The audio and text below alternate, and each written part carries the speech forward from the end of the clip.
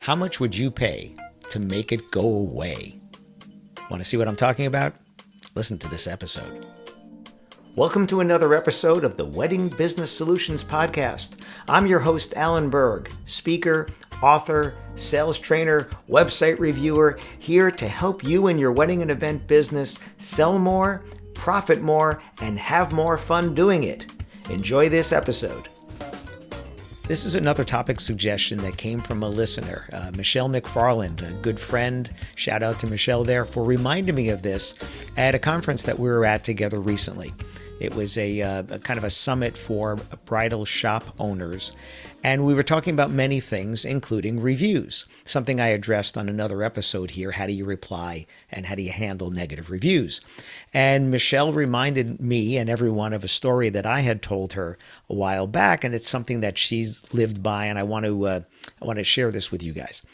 I had been approached by someone who had gotten a negative review. And this happens to me every so often, especially when it's someone's first negative review. They come to me with their hair on fire and go, how do I handle this? And again, I addressed this on another episode. And I said, like I always do, tell me the story and then how much of this is true. And in this particular case, this was an entertainment company. They had sent a DJ out onto a wedding, and the power went out at the venue. Not the DJ's fault. The power went out probably in the whole neighborhood, and the venue sent everybody home. The couple, not knowing where to point their anger, pointed their anger at the DJ and said, you need to give us a refund, like right here on the spot, which that DJ had no authority to do because they weren't an owner. And they said, listen, I'm sorry, I would keep playing if I could, but they're sending everybody home. You need to talk to the boss. So they sent a very angry email to the boss, the ones that start with them loading both barrels that they're going to shoot at you, and threatening that they're going to post all these bad reviews if they don't give them a review. Some of you can relate to this kind of a quasi-blackmail-ish thing here. I say quasi because they haven't done it yet. They're threatening it. It's kind of blackmail, but that's another story. So the owner said, listen, I might have offered them a partial refund, but, we will play again if you're going to redo it, if you can have everybody come back and all this kind of stuff. And the couple wasn't satisfied and went and posted all the bad reviews. At this point, the owner is now standing in front of my table at a trade show that we were at together, asking me, can I help make this go away? And I asked them, how much of what the couple said was true and through all of that. And I said, well, if I could make this go away right now, would you write me a check? And he said, yes. I said, how big of a check would you be willing to write me?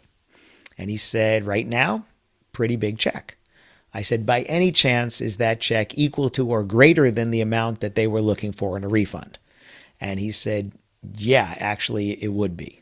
I said, oh, so now, after the damage is done, you're willing to pay even more to make it go away, whereas before you weren't willing to pay to avoid it in the first place.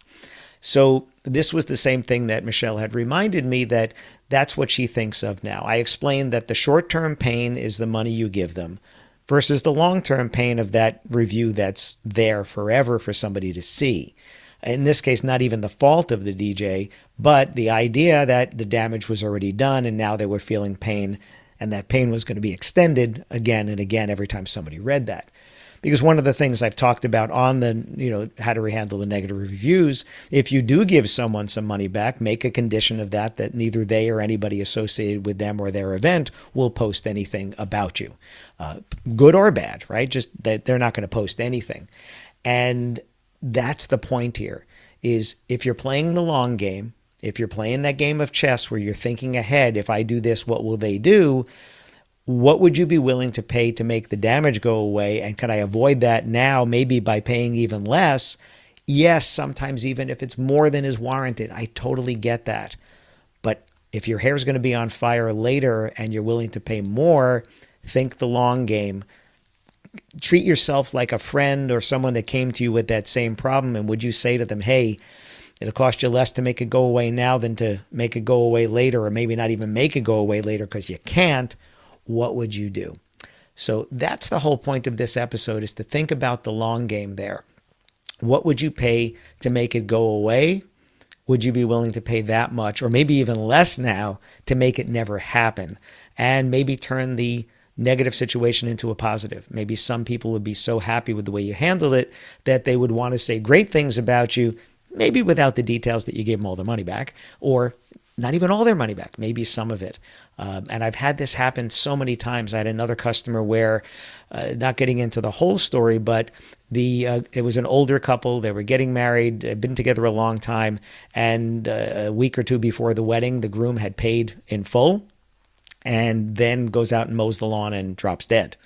And it was a whole back and forth where they asked for their final deposit back. They got it. Then they came back and asked for the initial deposit after they had already accepted that final deposit. And now everybody's threatening things and threatening to post and go to the newspaper and TV and all this kind of stuff, when they could have avoided that in the first place by just saying, yeah, you're asking for your final deposit, but let me give it all, which is what their lawyer had suggested.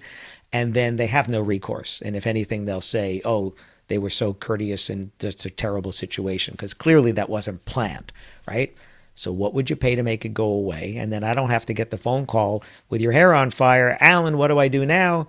Because you handled it properly. So if you haven't heard the other episode on how to handle negative reviews, please listen to that one as well. Thanks again to Michelle for this reminder. I hope this helps you. I hope you never need this, but if you do run into a situation or you have a friend that does, I hope this helps you or them.